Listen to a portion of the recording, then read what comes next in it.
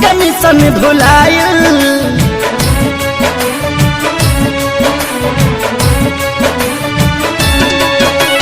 छूट गईल धधाइल मंगल चांद के मिशन भुलायल।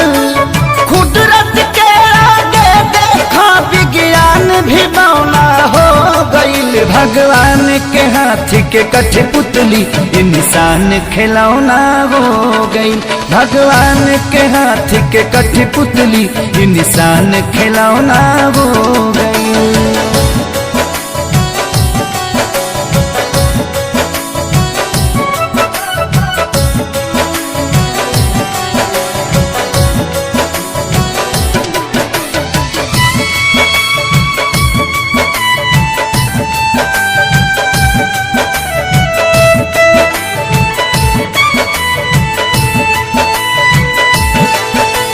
सब कर धन के ऐठल घर में बैठल बैठल मेट गईल।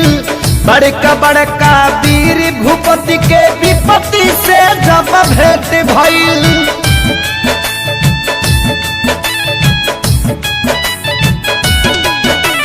सब कर धन के ऐठल घर में बैठल बैठल मेट गईल। बड़का बड़का वीर भूपति के विपत्ति से जब भेंट भइल। त्राजिमाम जगत में भइल जब काम घिनौना हो गईल। भगवान के हाथ के कठपुतली इंसान खिलौना हो गई। भगवान के हाथ के कठपुतली इंसान खिलौना हो गई।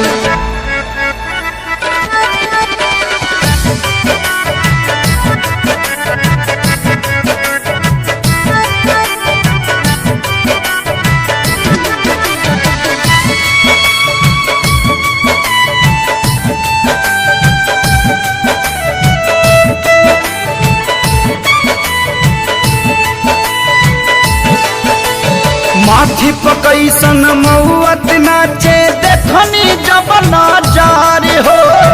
अपनों से मिले जुले में लागता अब डर हो।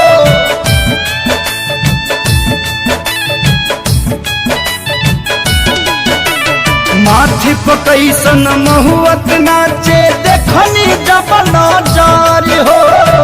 अपनों से मिले जुले में लागता अब डर हो। एक किलो के रह के भी अलगा बिछौना हो गईल। भगवान के हाथ के कठपुतली इंसान खिलौना हो गई।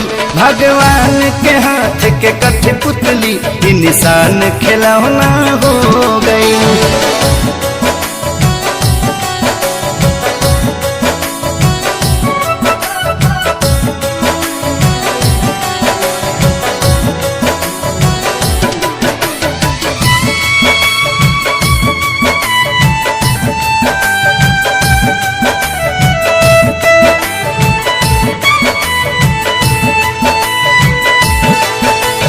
राजा के हथवा जोड़त देखनी प्रजा से करत गुहार हो। इहे देखी जिंदगी के लागल का बाकी मत हमार हो।